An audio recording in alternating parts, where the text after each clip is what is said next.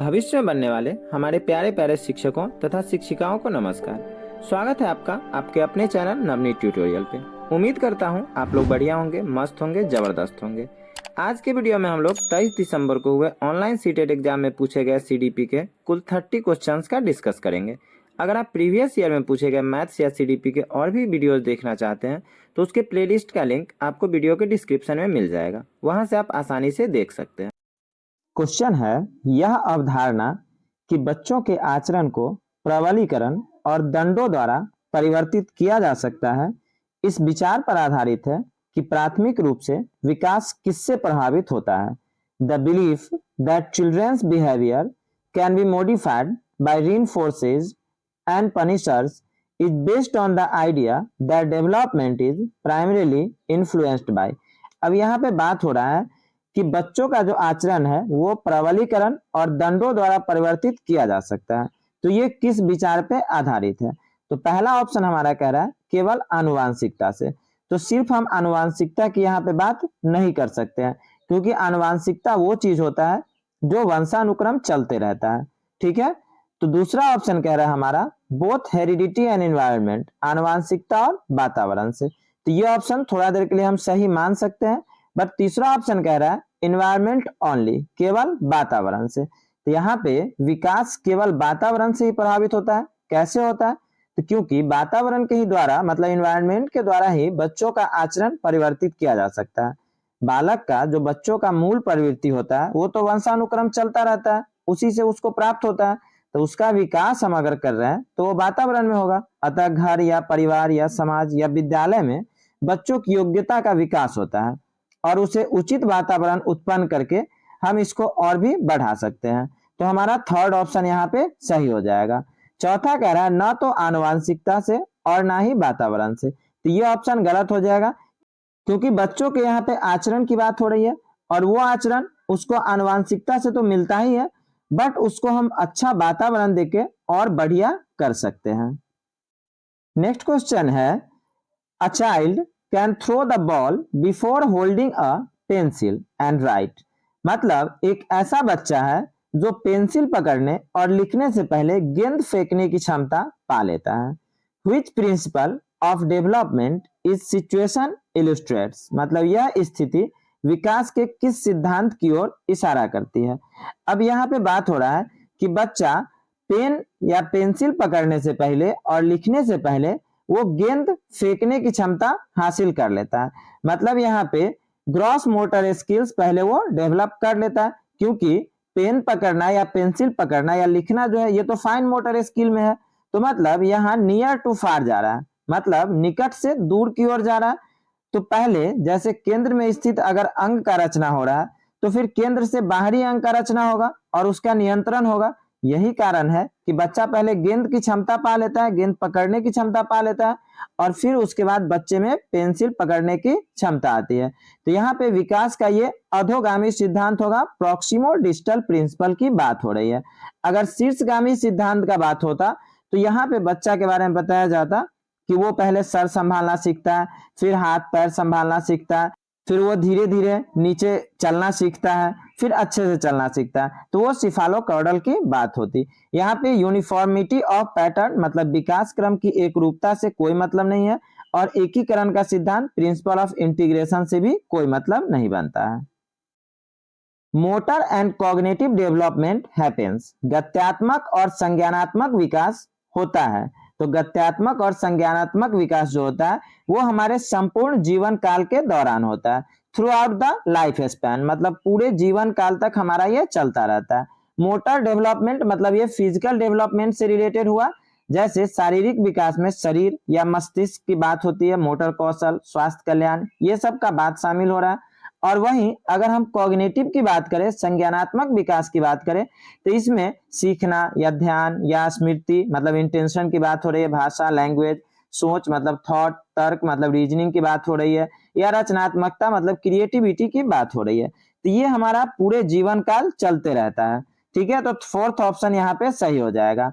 पहला कह रहा है कि till the period of childhood. अब ऐसा नहीं है कि हमारा विकास संज्ञानात्मक विकास या गत्यात्मक विकास सिर्फ बाल्यावस्था तक चलता है, तो ये नहीं हो सकता है। दूसरा कह रहा है किशोरावस्था तक, मतलब इसके बाद बच्चे का विकास नहीं होगा, ऐसा भी नहीं है।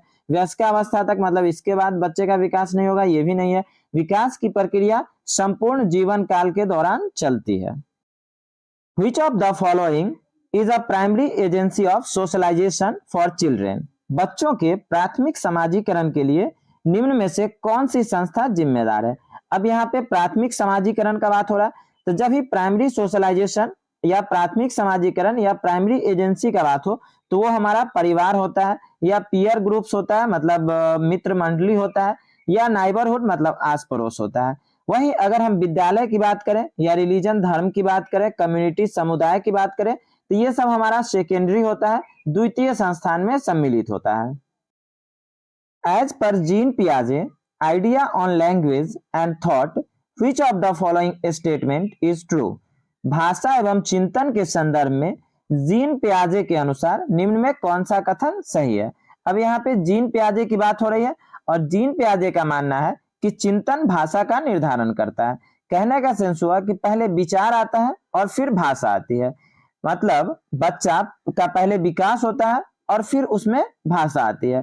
तो यहाँ पे फर्स्ट ऑप्शन सही हो जाएगा, चिंतन भाषा का निर्धारण करता है। Thought determines language. दूसरा कह रहा है भाषा चिंतन का निर्धारण करती है, लैंग्वेज डिटरमाइंस थॉट। तो वहीं अगर ये वाइगोत्स्की की बात होती तो ये ऑप्शन हमारा सही हो सकता था, ठीक है। बट यहाँ पे पियाजे की बात हो रही है, तो पियाजे पहले मानते हैं कि बच्चे में पहले विकास हुआ, मतलब पहले विचार हुआ, विचार आया और फिर भाषा आई, ठीक है। तीसरा कह रहा है कि भाषा और चिंतन दोनों स्वतंत्र प्रक्रिया है, language and thoughts are independent process, तो ये ऑप्शन गलत हो जाएगा। चौथा कह रहा है कि भाषा और चिंतन दोनों आंतरिक प्रवृत्तियां हैं, language and thoughts are innate proposition, तो ये भी ऑप्शन गलत हो जाएगा। दो ग्लासों में समान मात्रा में जल है, परंतु अनु सोचती है कि लंबे ग्लास में छोटे और चौड़े ग्लास से अधिक जल है।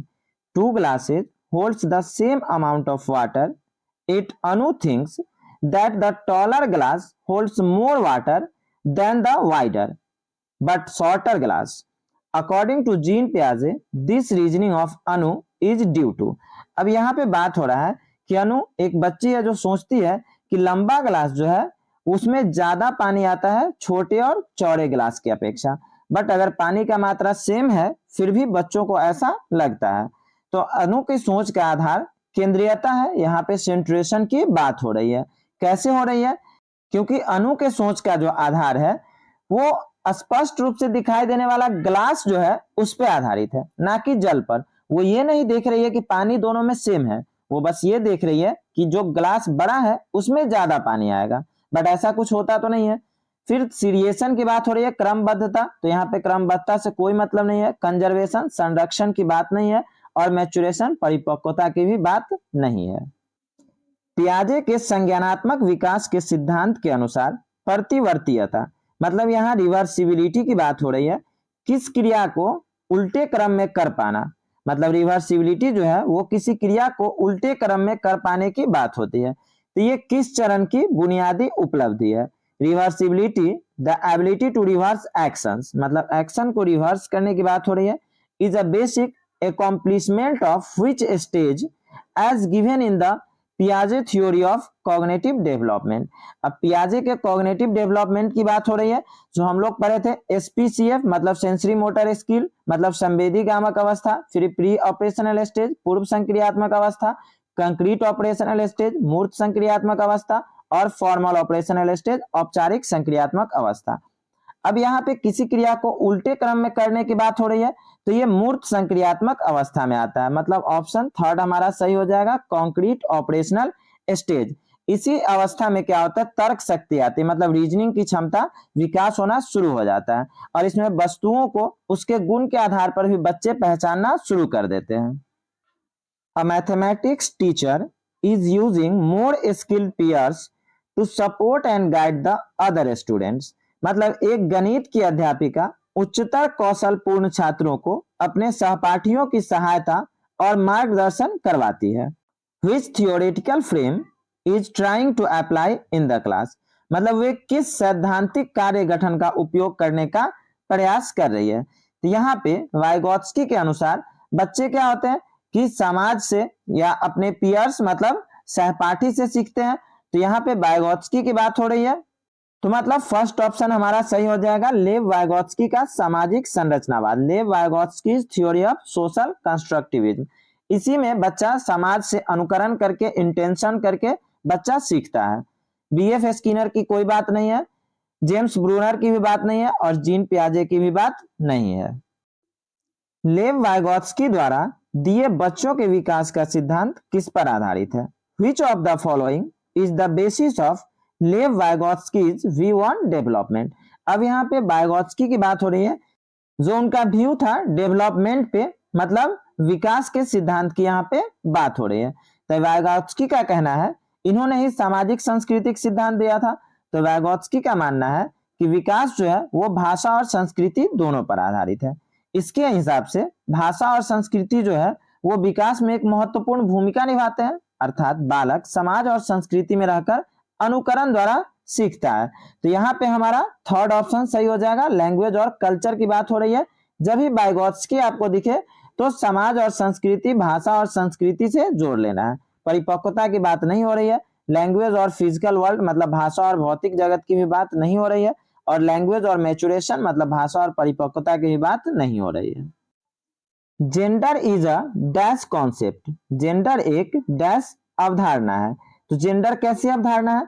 तो जेंडर हमारी मतलब सामाजिक अवधारणा होती है, ये बायोलॉजिकल एस्पेक्ट नहीं है, मतलब ये जैविक अवधारणा नहीं है, बल्कि समाज द्वारा बनाया गया एक तरह का कुरीति है कि लड़के ये कर सकते हैं, लड़कियां ये नहीं कर सकती है। ठीक है, तो ये जेंडर जो है वो समाज की बातें हैं, ना कि ये बायोलॉजिकल बात है। मोरल से यहाँ पे कोई मतलब नहीं है, फिजिकल से यहाँ पे कोई मतलब नहीं है। नीता सभी प्रकार के जानवरों, पौधों, धातुओं और खनिजों की पहचान और वर्गीकरण कर सकती है। Neeta can recognise and classify all varieties of animals, plants, metals and minerals. तो हार्वर्ड गार्डनर के बहुबुद्धि सिद्धांत के अनुसार वह कौन सी बुद्धि का प्रदर्शन कर रही है? As per Howard Gardner's theory of multiple intelligence, which of the following type of intelligence is she demonstrating? अब गार्डनर साहब ने 8 प्रकार की बुद्धि दी थी, तो इसमें कह रहा है कि वह जानवर को, पौधों को, धातुओं को, खनिजों को, ये सब चीज के बारे में वो प्रदर्शन कर रही है, मतलब वो प्रकृतिवाद बुद्धि को दिखा रही है। नेचुरलिस्टिक हो गई यहाँ पे, इंटरपर्सनल का यहाँ पे कोई बात नहीं हो रहा, क्योंकि अंतः व्यक्ति को होगा जो दूसरे की भावनाओं को समझेगा। वही लिंग्विस्टिक भाषाई बुद्धि उसमें पाई जाएगी जिन्हें अलग अलग लैंग्वेज का ज्ञान हो, और इंट्रापर्सनल अंतर व्यक्ति की बात होती जब वो खुद की भावना को समझती। बट यहाँ पे किसकी बात हो रही है? जानवर, पेड़ पौधे की बात हो रही है, तो ये नेचुरलिस्टिक की बात हो रही है, प्रकृतिवाद की बात हो रही है। कक्षा में व्यक्तिगत भिन्नता को संभालने हेतु एक प्राथमिक शिक्षिका को निम्न में से क्या करना चाहिए? To cater to individual difference in her class, a primary school teacher should.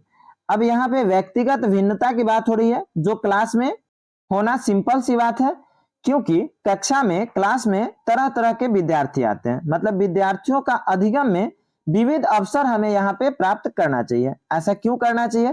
क्योंकि कक्षा में भिन्न भिन्न योग्यता से युक्त छात्र मिलते हैं, हमारे अलग अलग डिफरेंट एबिलिटी रहती है, तो अध्यापक को उनकी व्यक्तिगत विशेषता को ध्यान में रखना चाहिए और तभी शिक्षण कार्य संपादित करना चाहिए। तो पहला कह रहा है कि कक्षा में सबके लिए कड़े नियम बनाने चाहिए और उनकी अवज्ञा करने वाले बच्चों को दंडित करना चाहिए। Make strict rules for everyone in class and punish the children who disobey हर।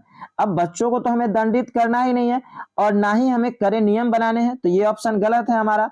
दूसरा कह रहा है कि प्राथमिक स्तर पर पेपर पेंसिल आधारित मानक परीक्षण का उपयोग करना चाहिए। Focus on standard paper pencil as per primary way of assessment. सिर्फ पेपर पेंसिल टेस्ट लेकर तो बच्चों की भिन्नता को हम संभाल नहीं सकते हैं। तीसरा कह रहा है कि सभी के लिए समान पाठ्यक्रम और अधिगम गति निर्धारित करने चाहिए।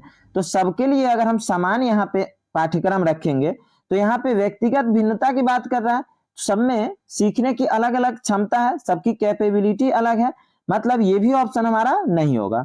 चौथा कह रहा है कि विद्यार्थियों को अधिगम के विविध अवसर प्रदान करने चाहिए। Provide diverse learning experience to students. बिल्कुल सही बात है कि अधिगम के अलग अलग अवसर हमें प्रदान करने चाहिए, जिससे बच्चे सिंपल ढंग से, अच्छे ढंग से सीख सके। 8 वर्षीय रोहित को लगता है कि चोरी करना गलत है, क्योंकि चोरी करने के व्यवहार की वजह से दूसरे लोग उसे निष्कासित कर देंगे। 8 year old Rohit reasons stealing is wrong because stealing behavior can lead to his rejection by others।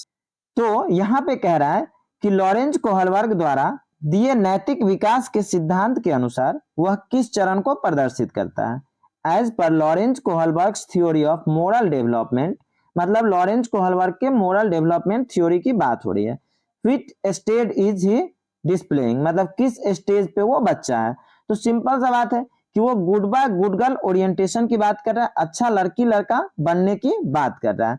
Punishment और ओबीडियंस की यहाँ पे बात नहीं हो रही है, दंड और आज्ञा पालन की बात नहीं हो रही है, क्योंकि यहाँ पे उसको लगता है कि चोरी करना गलत है। और क्यों ऐसा लगता है, तो उसे लग रहा है कि चोरी करने से उसको दूसरे लोग निष्कासित कर देंगे, मतलब दूसरे लोग उसको अच्छे नजर से नहीं देखेंगे या उससे अच्छे से बात नहीं करेंगे। तो यहाँ पे अच्छा लड़का लड़की बनने की बात हो रही है। इसमें बच्चा अच्छा बनकर अन्य व्यक्तियों से प्रशंसा पाना चाहता है। इस चरण में बच्चे अच्छे व्यवहार में रुचि लगते हैं। जो कुछ दूसरे को अच्छा लगता है या दूसरे को सहायता करना अगर उससे अच्छा लगता है तो वो ऐसा ही काम करेंगे। क्यों? क्योंकि वो चाहता है कि लोग हमें अच्छा समझे। इसलिए बच्चों को अगर हम गलत व्यवहार करते देख रहे हैं तो उसे रोकने का हमें प्रयास करना चाहिए।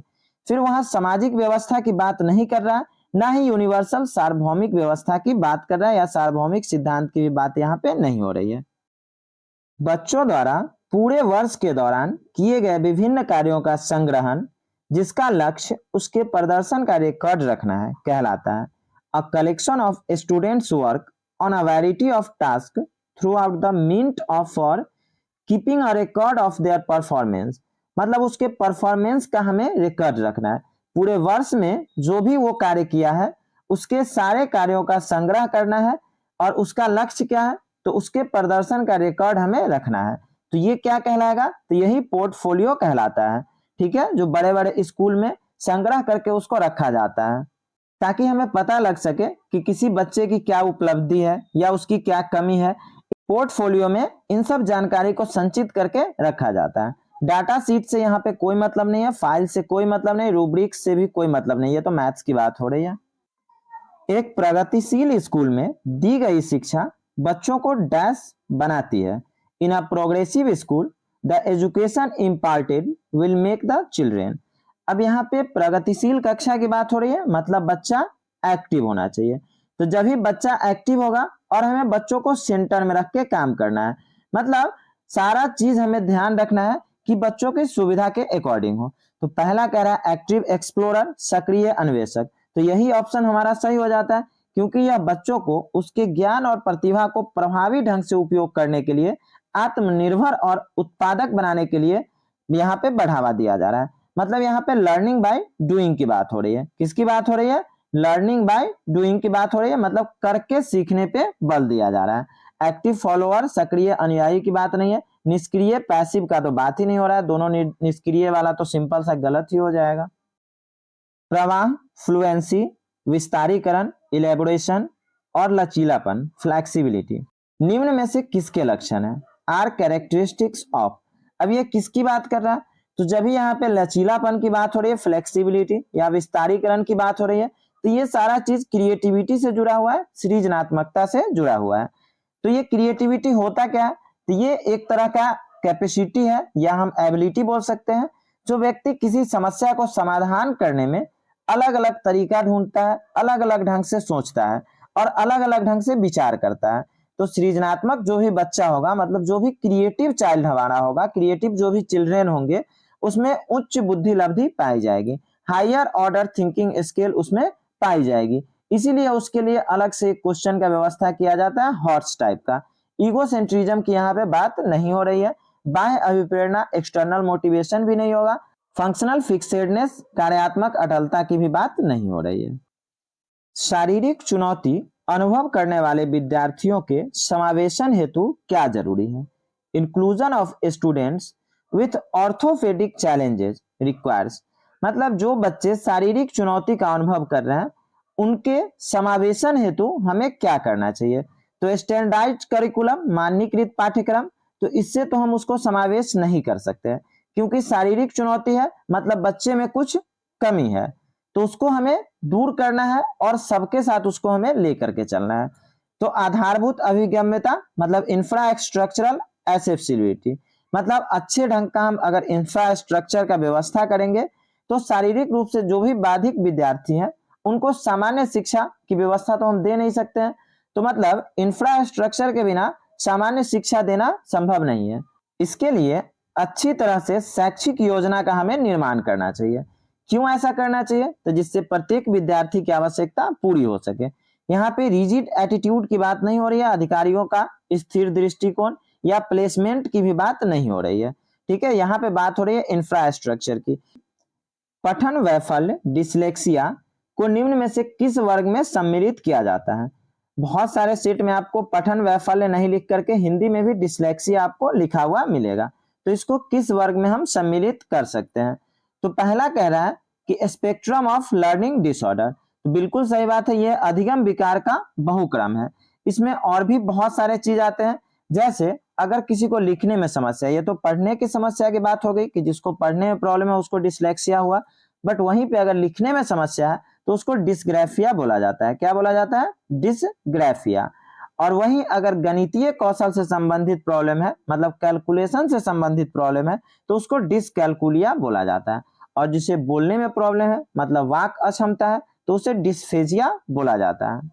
दूसरा ऑप्शन कह रहा है कि हल्की मानसिक मंदता, माइंड मेंटल रिटार्डेशन, ये नहीं होगा। मनोसामाजिक विकारों का बहुक्रम, ये भी नहीं होगा। और बाल्यावस्था की सामान्य ज्ञानक अक्षमता, ये भी नहीं होगा। Common motor disability in childhood, इससे भी यहाँ पे कोई मतलब नहीं बनता।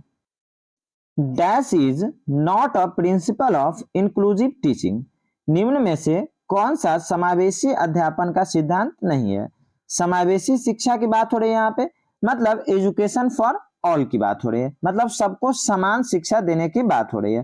पहला कह रहा है इक्विटी, समानता, तो ये तो बिल्कुल सही कह रहा है। सेग्रीगेशन एंड लेबलिंग, पृथककरण और नामांकन, तो हमें बच्चों को सेग्रीगेट नहीं करना है, पृथक नहीं करना है, या बच्चों को हमें लेवल नहीं करना है, तो ये ऑप्शन गलत हो जाएगा।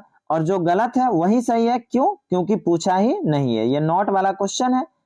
तीसरा कह रहा है विभिन्नताओं के अनुसार तंत्र अनुकूलन, सिस्टमैटिक एडेप्टेशन टू डाइवर्सिटी, तो ये भी सही है कि अलग अलग ढंग के अलग अलग एबिलिटी वाले हमारे पास स्टूडेंट्स आएंगे, तो हमें डाइवर्सिटी रखना है, तो ये तो सही कह रहा है। चौथा कह रहा है कि एक्सेप्टेंस ऑफ इंडिविजुअल डिफरेंस, व्यक्तिगत विविधता को अपनाना, ये भी सही बात कह रहा है। तो जो सब सही है वो तो नहीं होगा, जो गलत है वही सही होगा। क्यों? क्योंकि यहाँ पे नॉट वाला क्वेश्चन है। वैसे भी समावेशी कक्षा की जब बात हो तो इसमें शारीरिक रूप से जो भी बाधित विद्यार्थी होंगे उनको भी समान विद्यार्थी के साथ सामान्य कक्षा में हमें शिक्षा ग्रहण करवाना है। समावेशी अध्यापन शिक्षा की समता मतलब इक्विटी की बात कर रहा है यहाँ पे। व्यक्तिगत विविधता को अपनाना है, मतलब इंडिविजुअल डिफरेंस को हमें अपनाना है। वहीं विभिन्नता के अनुसार तंत्र को अनुकूलन करना है, मतलब सिस्टमैटिक एडेप्टेशन, मतलब जिस हिसाब से बच्चे हमारे आएंगे उस हिसाब से हमारे सिस्टम को अडेप्ट करवाना है, क्योंकि सिस्टम बच्चा के लिए बना है ना, बच्चे थोड़ी ना सिस्टम के लिए बने हैं। इसमें एक कथन दे रहा है कि कुम्हार समुदाय से संबंधित बच्चे संख्या संरक्षण से पहले द्रव्यमान संरक्षण सीखते हैं। Children belonging to the potter community learn conservation of mass earlier than conservation of number, मतलब जो भी कुम्हार समुदाय के बच्चे होंगे, मतलब जो पॉटर ग्रुप के होंगे, कहने का मतलब जो बर्तन वगैरह मिट्टी के बनाते हैं वो कुम्हार होते हैं, तो वो द्रव्यमान का संरक्षण पहले सीखते हैं और संख्या का संरक्षण बाद में सीखते हैं। तो ये तो बिल्कुल सही बात है। और ऐसा क्यों होता है? क्योंकि उनको पैतृक व्यवसाय है जो उनके माता पिता करते आ रहे हैं, उसको वो देख रहे हैं, तो बचपन से वो देख रहे हैं, इसलिए वो द्रव्यमान का संरक्षण सीख लेते हैं। तो ये तो सही कह रहा है। और इसका रीजन दे रहा है कि अधिगम और विकास एक सामाजिक सांस्कृतिक परिप्रेक्ष्य में होता है। Learning and development takes place in a socio cultural context, तो ये भी बिल्कुल सही बात है कि अधिगम जो होता है मतलब हमारा लर्निंग है या डेवलपमेंट की अगर बात करें तो वो समाज और संस्कृति के साथ हमारा चलता है, मतलब दोनों कथन सही है। ए और आर दोनों सही है, लेकिन आर सही व्याख्या नहीं है ए की। अरे भाई, हो सकता है क्वेश्चन में मिसप्रिंट होगा, सही व्याख्या करता है एक ही, ठीक है, फर्स्ट ऑप्शन हमारा सही हो जाएगा। जब छात्र एक व्यवहार को अवलोकन द्वारा सीखते हैं तो इस प्रक्रिया का प्रथम चरण क्या होता है? When students learn a behavior through observation, मतलब ये ऑब्जर्वेशन से सीखते हैं, अवलोकन करके सीख रहे हैं, तो first step of that process is that, मतलब उसका फर्स्ट स्टेप मतलब प्रथम चरण क्या है? पहला ऑप्शन दे रहा है प्रतिमान की क्रियाओं को याद रखना, remember the actions of the model. तो यहाँ पे हमको किसी क्रिया को याद नहीं रखना है बल्कि उस पर ध्यान देना है, pay attention to the model, मतलब प्रतिमान पर ध्यान केंद्रित करना है। सेकेंड ऑप्शन सही हो जाएगा। तीसरा कह रहा है कि अपने द्वारा अनुकरण किए गए व्यवहार का आकलन, हमें अपने द्वारा इमिटेशन जो भी हम करेंगे मतलब अनुकरण करेंगे उसका तो आकलन करना नहीं है। और चौथा कह रहा है प्रतिमान के व्यवहार को दोहराना और अभ्यास करना, repeat and practice the behaviour of the model. तो ये भी ऑप्शन नहीं होगा। अधिगमकर्ताओं द्वारा की गई त्रुटियों को समझना एक अध्यापिका के लिए महत्वपूर्ण है। Understanding the errors made by learner is important for a teacher. तो ऐसा क्यों है? तो क्योंकि पूछ रहा है कि क्यों ऐसा जरूरी है कि जो भी हमारे अधिगम करता है मतलब जो भी लर्नर है, जो भी छात्र है, वो अगर त्रुटि कर रहे हैं तो उसे समझना क्यों जरूरी है। पहला ऑप्शन दे रहा है कि वह कमजोर और तीव्र छात्रों को पहचान कर सकती है। She can identify weak and bright learners. अब हमें बच्चों को आइडेंटिफाई नहीं करना है बल्कि सबको समान ढंग से देखना है। दूसरा कह रहा है कि वह अधिगमकर्ताओं की चिंतन प्रक्रिया को समझ सकती है। She can understand the learners thoughts process. तो ये बिल्कुल सही होगा, क्योंकि अगर बच्चे त्रुटि करेंगे तो उसको हम समझेंगे तो हमें पता चलेगा कि बच्चे किस तरह से चिंतन कर रहे हैं, मतलब किस तरह से वो सोच रहे हैं, समझ रहे हैं, ये सारा चीज हमें उसकी त्रुटियों से ही पता लगेगा। तीसरा कह रहा है कि she can inform parents about the learner is carelessness. वह अधिगमकर्ताओं की लापरवाही के बारे में अभिभावकों को सूचित कर सकती है। अब जब अभिभावक को ही सूचित करना है मतलब उसके पेरेंट्स को ही सूचित करना है तो बच्चे आपके स्कूल में क्यों आएंगे? स्कूल में भेजने के पीछे रीजन है कि बच्चों को आप सही ढंग से देखें, उसको समझे, गलती कर रहा है तो उसको समझाएं। तो ये भी ऑप्शन गलत हो जाएगा। चौथा कह रहा है कि she can segregate and rank the learners. वह अधिगमकर्ताओं को पृथक और श्रेणीबद्ध कर सकती है। अब हमें बच्चों को रैंक नहीं करना है, ना ही सेग्रीगेट करना है, मतलब ना ही उसको श्रेणीबद्ध करना है और ना ही उसे पृथक करना है। राष्ट्रीय शिक्षा नीति 2020 के अनुसार अधिगम डैश होना चाहिए। National education policy 2020 states that learning should be. अब एनईपी 2020 की बात हो रही है, तो राष्ट्रीय शिक्षा नीति में बस ये बताया गया है। तो एनईपी के हिसाब से इसमें कह रहा है कि अधिगम जो है वो प्रयोगात्मक होना चाहिए, एक्सपेरिमेंटल होना चाहिए। इससे छात्रों को वास्तविक दुनिया से संबंध जोड़कर पढ़ाया जाना चाहिए, मतलब रियल लाइफ से कनेक्ट करके हमें बच्चे को पढ़ाना है। रियल लाइफ से अगर हम कनेक्ट करके पढ़ा रहे हैं तो बच्चे आसानी से सीख लेंगे। तो ये थर्ड ऑप्शन सही हो जाएगा। फिर भी दूसरा ऑप्शन देखते हैं, कंटेंट ओरिएंटेड मतलब विषय वस्तु अभिमुख, ये नहीं होगा। टेक्स्ट बुक सेंटर तो हमें रखना नहीं है, पाठ्य पुस्तक केंद्रित तो रखना नहीं है, और बिहेवियरिस्टिक व्यवहारात्मक से यहाँ पे कोई मतलब नहीं बनता है। Tanvi practices deep breathing just before the onset of examination. She is using dash strategy to cope with anxiety. मतलब परीक्षा शुरू होने से पहले तानवी गहरे लंबे श्वास भरती है, तो दुश्चिंता से निपटने के लिए वह किस तकनीक का इस्तेमाल कर रही है? तो यहाँ पे सिंपल सा बात है कि वह भाव नियमन मतलब इमोशनल मैनेजमेंट की बात कर रही है, कि उससे वह परीक्षा के वातावरण में अनुकूल करने के लिए ऐसा कर रही है, और मानसिक रूप से एकाग्र होकर मतलब पूरा ध्यान केंद्रित करके वो परीक्षा में लिख सके, इसलिए वो गहरा लंबा सांस ले रही है। तो सेकेंड ऑप्शन यहाँ पे सही हो जाएगा। समस्या समाधान की बात नहीं हो रही है और परिहार्यता से तो कोई मतलब बनता नहीं है, डेनियल से भी यहाँ पे कोई मतलब नहीं बनता। कोविड-19 महामारी में तालाबंदी के दौरान बिना किसी के बढ़ावा दिए ही रोहिणी अपनी बड़ी बहन के पास मौजूद कहानियों की पुस्तकों को पढ़ना पसंद करती है। मतलब during the lockdown due to कोविड-19 pandemic, Rohini likes to read story books her elder sisters had without any promoting from anybody. मतलब किसी ने उसको प्रमोट नहीं किया, किसी ने उसे बढ़ावा नहीं दिया, फिर भी रोहिणी क्या कर रही है कि वो अपनी बड़ी बहन के पास जो भी मौजूद किताबें हैं कहानियों की, उसको वो पढ़ना पसंद करती है। तो मतलब वह इंटरनल मोटिवेटेड है, आंतरिक उसके अंदर अभिप्रेरणा है, मतलब स्वतः प्रेरित है। इंट्रिंसिकली मोटिवेटेड लर्नर, स्वतः प्रेरित अधिगम करता है। और जो स्वतः प्रेरित अधिगम करता होते हैं वो आंतरिक पुरस्कार के द्वारा संलग्न होते हैं। जैसे किसी विषय में अगर उसकी रुचि होती है तो आंतरिक अभिप्रेरणा उन कार्यों हेतु प्रोत्साहन प्रदान करती है जो व्यक्ति के जीवन के लिए आवश्यक होते हैं। अगर बालक स्वतः अभिप्रेरित है तो उसका अधिगम और प्रभावशाली हो सकता है, मतलब और बढ़िया हो सकता है। प्रयोगात्मक से यहाँ मतलब नहीं बनता, प्रदर्शन से भी मतलब नहीं है, और बाह्य प्रेरणा की तो बात ही नहीं है। जब वह स्वतः की बात हो रही है मतलब इंटरनल की बात हो रही है, मतलब आंतरिक अभिप्रेरणा की यहाँ पे बात हो रही है। बच्चों द्वारा ग्रहित वैकल्पिक संकल्पनाएं और भ्रांतियां क्या दर्शाती है? Alternate conception and misconceptions hold by children represent, मतलब बच्चे में जो भ्रांतियां उत्पन्न हो जाती है किसी चीज को लेके, मतलब मिसकॉन्सेप्शन जो हो जाता है, वो क्या दर्शाता है? तो वो किसी संप्रत्यय के बारे में सहज विचार दर्शाता है। Intuitive idea about particular concept, मतलब किसी कॉन्सेप्ट के बारे में वह उस बच्चे का पार्टिकुलर विचार दर्शाता है।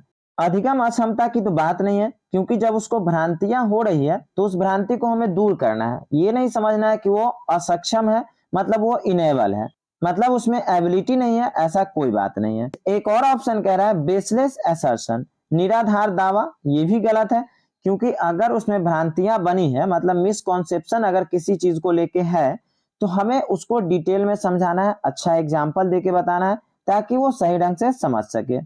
फिर कह रहा है एक परमानेंट कॉन्सेप्शनल स्टेग्नेशन, मतलब अस्थाई संकल्पनात्मक ठहराव। ये भी ऑप्शन नहीं होगा। निम्न में से कौन सी शैक्षणिक योजनाएं एक प्राथमिक स्तरीय कक्षा के लिए प्रभावकारी है? Which of the following pedagogical strategy are effective in a primary classroom? अब ये कह रहा है कि किस तरह की शैक्षणिक योजना जो है, मतलब किस तरह का पेडागोजिकल स्ट्रेटेजी जो है वो प्राथमिक स्तर की कक्षा के लिए प्रभावकारी है, मतलब अच्छा है। तो पहला कह रहा है कि यूज ऑफ कॉन्सेप्ट मैप, संकल्पना मानचित्र का इस्तेमाल, ये तो बहुत अच्छा बात है। दूसरा कह रहा है moving from abstract to contract, मतलब अमूर्त से मूर्त संकल्पना की ओर बढ़ना। अब बच्चे को पहले अमूर्त चीज के बारे में बता देंगे, मतलब जिसे वो देखा ही नहीं उसके बारे में बताएंगे, और तब मूर्त के बारे में बताएंगे, तो बच्चा सही से नहीं समझ पाएगा। बल्कि हमें कहाँ ले जाना है? मूर्त से अमूर्त के बीच, मतलब कंक्रीट से एब्स्ट्रैक्ट की ओर हमें ले जाना है। तीसरा कह रहा है कि विविध सामग्रियों का प्रावधान होना, प्रोवाइजनिंग फॉर डाइवर्स मटेरियल। तो ये भी बिल्कुल सही बात है कि अलग अलग तरह का मटेरियल होगा, अलग अलग तरह की सामग्री होगी, तो बच्चे को हम और अच्छे ढंग से सिखा पाएंगे। चौथा कह रहा है कि कहानियों और उपाख्यानों का इस्तेमाल, use of stories and anecdotes. तो स्टोरी का इस्तेमाल अगर हम कर रहे हैं तो बच्चे एक्टिवली वहां पे सीखेंगे। उनके रियल लाइफ से अगर हम कनेक्ट कर रहे हैं तो बच्चे और अच्छे ढंग से सीखेंगे। तो यहाँ पे हमारा फर्स्ट, थर्ड और फोर्थ सही है, और फर्स्ट, थर्ड और फोर्थ किस में दिया है? बी में दिया है, तो बी ऑप्शन सही हो जाएगा। एक प्राथमिक शिक्षिका अपने छात्रों को सभी जानकारियों को कम से कम 5 बार अपने कॉपी में लिखने के लिए कहती है। शिक्षण की यह विधि क्या है? A primary teacher ask her student to write all the information at least 5 times, मतलब वो 5 बार लिखने की बात कर रही है नोटबुक में। तो ये टेक्निक जो है वो क्या है? तो ये टेक्निक के बारे में पहला ऑप्शन कह रहा है कि अत्यधिक प्रभावकारी है।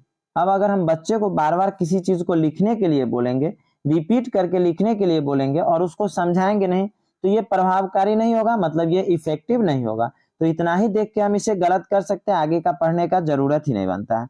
दूसरा कह रहा है कि प्रभावकारी है क्योंकि किसी भी जानकारी की 5 बार से कम पुनरावृत्ति करने से तत्काल भूलने की संभावना रहती है। Effective since repetition of any information less than 5 times lead to immediate forgetting, मतलब अगर ऐसा तो है नहीं कि किसी चीज को हम 5 बार लिखेंगे तभी हमारे मेमोरी में रहेगा। अगर उसको अच्छे ढंग से हम समझ ले रहे हैं तो बिना लिखे भी वो हमारे मेमोरी में रहेगा। तीसरा कह रहा है कि प्रभावकारी नहीं है क्योंकि केवल पूर्वाभ्यास करना अर्थपूर्ण अधिगम की उपलब्धि तकनीक नहीं है। Ineffective since more rehearsal is not a suitable technique for meaningful learning, बिल्कुल सही बात कह रहा है कि अर्थपूर्ण अधिगम की बात हो रही है, मतलब बच्चों को हमें अच्छे ढंग से सिखाना है, उसके रियल लाइफ से कनेक्ट करके सिखाना है। तो उसे बार बार लिखने के लिए हम बोलेंगे तब तो उसकी रियल लाइफ से कनेक्ट नहीं होगा या बच्चा सही ढंग से सीख भी नहीं पाएगा। तो यही ऑप्शन हमारा सही हो जाएगा, क्योंकि ये जो हमारा स्ट्रेटेजी है, मतलब ये जो शिक्षण की विधि है, वो अर्थपूर्ण अधिगम के लिए उपयुक्त नहीं है। फिर चौथा कह रहा है कि प्रभावकारी नहीं है क्योंकि पूर्वाभ्यास अर्थपूर्ण अधिगम की एक जटिल प्रक्रिया है। तो पूर्वाभ्यास करना अच्छा तो है, बिल्कुल अच्छा है, ये जटिल प्रक्रिया नहीं है, बट ऐसा नहीं कि बिना समझाए हमें बार बार उसको रिपीट करवाना है, मतलब बार बार हमें उससे लिखवाना नहीं है, बल्कि अगर उसको हम समझा दिए तो बिना लिखे भी काम चल सकता है। तो फोर्थ ऑप्शन भी गलत हो जाएगा।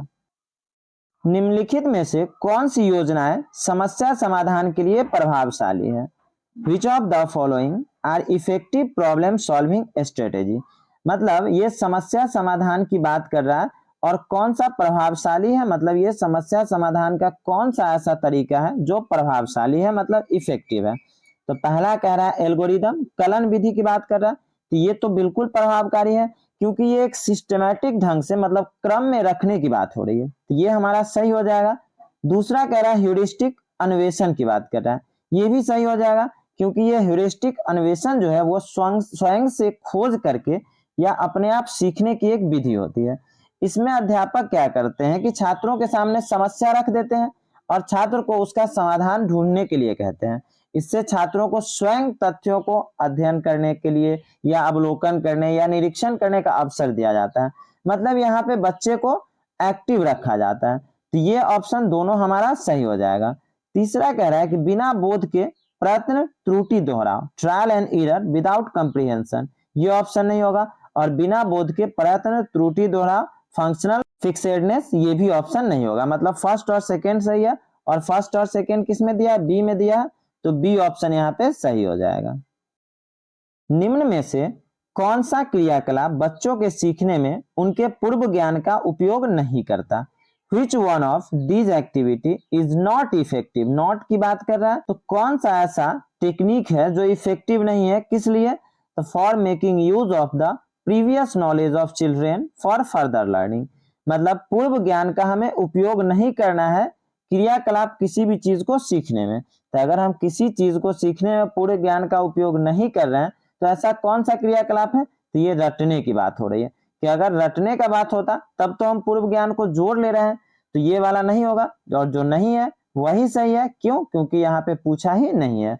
ब्रेन स्टॉर्मिंग की अगर बात होगा तो बच्चा विचारावेश करेगा, मतलब वो दिमाग पे जोर डालेगा, तो अलग अलग तरीकों को वो सोचेगा। फिर कह रहा है स्कीमा एक्टिवेशन, स्कीमा की बात कर रहा है, तो स्कीमा तो नई जानकारी को व्यवस्थित करने और समझने का एक प्रणाली है, इसी स्कीमा में हम ऐड करते हैं या मॉडिफाई करते हैं। तो ये ऑप्शन हमारा सही है। तो यहाँ पे तो नहीं वाला पूछा है, तो जो गलत है तो गलत हमें ढूंढना है। तो ये तो रोट मेमोराइजेशन मतलब रटने की बात हो रही है, कॉन्सेप्ट मैपिंग की तो बात ही नहीं हो रही है। ये तो बहुत अच्छा तकनीक होता है। तो फ्रेंड्स, आज के वीडियो में बस इतना ही। मिलते हैं नए वीडियो में नेक्स्ट डे के क्वेश्चन के साथ। अगर वीडियो अच्छी लगी हो तो लाइक और शेयर करना ना भूलें, तथा हमारे चैनल के लेटेस्ट वीडियो की नोटिफिकेशन पाने के लिए इस चैनल को सब्सक्राइब करें ताकि आप कोई वीडियो मिस ना कर पाए। Thank you.